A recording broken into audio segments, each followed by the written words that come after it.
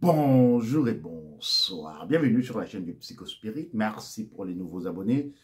Merci pour tous ceux-là qui like les vidéos. Très important. Ceux qui les commentent et ceux qui les partagent. Et je ne vais pas manquer de dire merci à tous ceux-là qui me contactent pour des entretiens ou qui m'envoient leurs témoignages. Mes coordonnées sont en dessous de cette vidéo.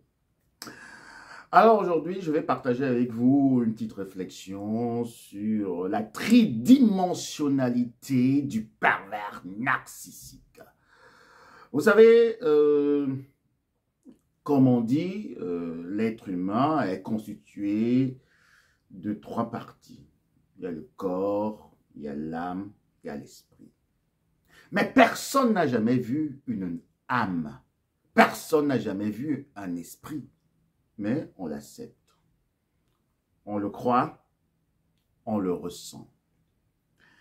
Et nous allons constater que plusieurs personnes ne vont pas pouvoir sortir des mailles du pervers narcissique ou être délivrées du pervers narcissique ou de la pervers narcissique, ce petit enfant des ténèbres, parce qu'elles se limitent juste à l'emprise émotionnelle, donc à la deuxième dimension de l'emprise ou de la zombification.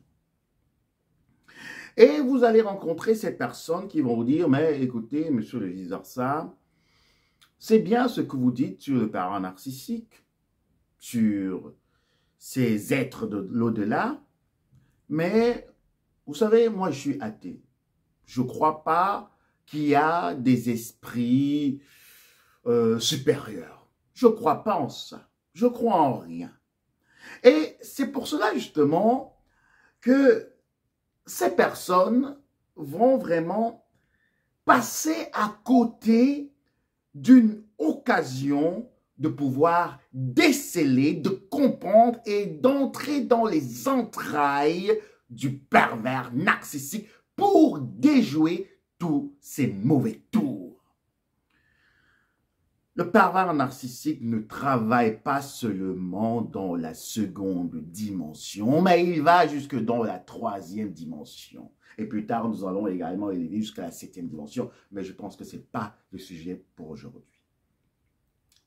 Donc, le pervers narcissique, s'il est, lui également, composé d'un corps, d'un esprit et d'une âme, qu'est-ce que vous pensez qu'il fait quand il est en relation avec une personne?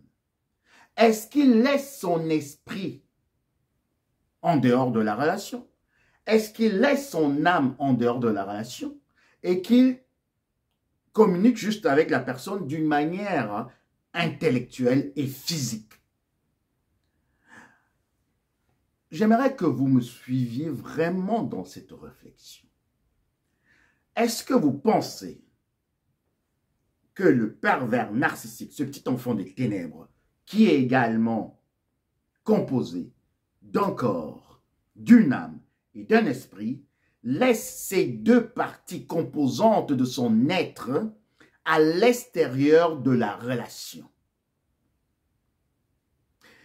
C'est comme si quelqu'un venait chez vous et qu'il sonne, vous l'ouvrez et il vous dit, écoute, moi je veux juste être avec toi, ma chère amie, en esprit, mais j'aimerais rester à l'extérieur de la maison. Mais je suis avec toi. Oui, non, je vais te suivre dans la cuisine, je vais prendre l'apéro avec toi, mais je serai en esprit.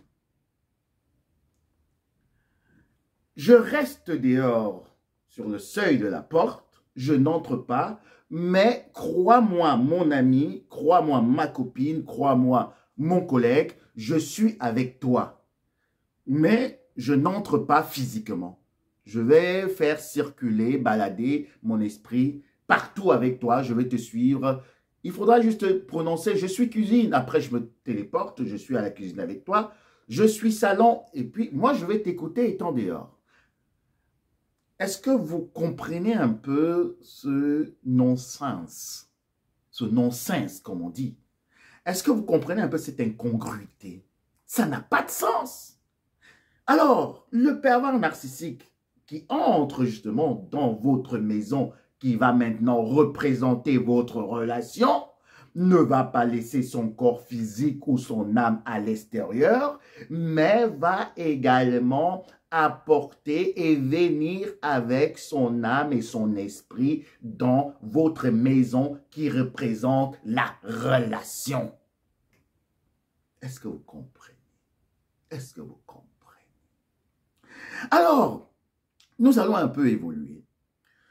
Comme vous le savez, selon le vice-versa, le pervers narcissique a justement un côté humain.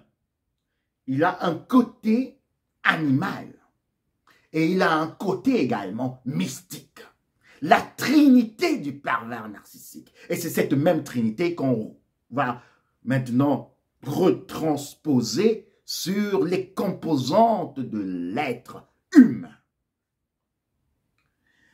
La tridimensionnalité du pervers narcissique, c'est son âme tordue. C'est cette âme qui a été enchaînée. La tridimensionnalité du pervers narcissique, c'est ce corps qui représente le corps de la vipère ancienne, de l'hyène et du zombie. La tridimensionnalité du pervers narcissique, c'est cet esprit qui est l'esprit motivé et guidé par son donneur d'ordre, le Père des ténèbres. Quand le pervers narcissique est en relation avec vous, il a cette manière d'agir. Vous voyez un Thierry, une Geneviève, une Nicole, une Corinne, un Luc, un Jacques en face de vous, physique. Vous tombez amoureux de cette personne sentimentalement, mettez des émotions, âme. Vous êtes maintenant dans la zombification, vous pensez au pervers narcissique, vous n'arrivez pas à vous en sortir de la relation et vous vous sentez possédé par la personne, bien que votre raisonnement est en marche, mais vous n'arrivez pas à sortir ne sachant pas pourquoi, emprise spirituelle. Il faudrait bien comprendre la perversion narcissique, mes chers vice-versalistes, mes chers amis. Le pervers narcissique a ce physique de la vipère ancienne, du zombie, de l'hyène. Il a cette âme enchaînée qui veut également appâter d'autres âmes et ce qu'on va dire, disons aussi, en prise émotionnelle. Et les attacher et les donner à son donneur d'ordre. Il a également cet esprit tordu, cet esprit maléfique qui est complètement imbibé, submergé, noyé de démons de telle manière qu'il fait peur à ses partenaires. Pour tous ceux qui ont déjà un peu de clarté, de clairvoyance, quand vous regardez le pervers narcissique, avec beaucoup de recul, je ne sais pas si vous arrivez encore à voir un humain. Je sais que c'est un peu farfelu, hein, mais je ne sais pas si vous arrivez encore à voir un humain. Et pour tous ceux-là qui disent que non, vous savez, monsieur le vice-versa, moi je suis athée, je crois à rien et tout, je dis, ces personnes sont en train de faire une fuite en avant. Parce que si déjà elles-mêmes croient qu'elles sont en 3 parties, que leur être est composé de 3 parties, et qu'elles ne voient pas ces 3 parties, ces 2 autres parties, le physique qu'elles voient, alors elles croient en l'âme, elles croient en l'esprit. Et si elles croient, elles ne sont plus athées, elles sont croyantes. Mais en fait, ce qu'on va aller déceler dans ces personnes qui disent qu'elles sont athées, mais parlant des pervers narcissiques, on reste un peu dans le sujet, parce qu'il est bien vaste, on va y revenir. C'est juste qu'elles ont été déçues par la religion. Elles ont été déçues par la religion. Et quand elles entendent croyance et foi, elles se disent, oui, ça a trait directement à la religion. Non, la croyance et la foi n'a pas automatiquement attrait à la religion. Vous devez accepter que le pervers narcissique est un petit enfant des ténèbres. Vous devez accepter que le pervers narcissique est possédé par des esprits maléfiques pour vous envoûter, pour envoûter ses proies. Vous devez accepter qu'il y a également une divinité des Lumières qui peut dissiper les ténèbres que le pervers narcissique a justement voulu implanter dans votre esprit, afin que vous restiez dans l'ignorance et que vous restiez justement borné à la deuxième dimension, la dimension de l'emprise émotionnelle. Bienvenue sur la chaîne du Psychospirit. Merci pour vos commentaires. Merci pour tout. Je vous souhaite un agréable et excellent dimanche. À très bientôt, bisous, bye.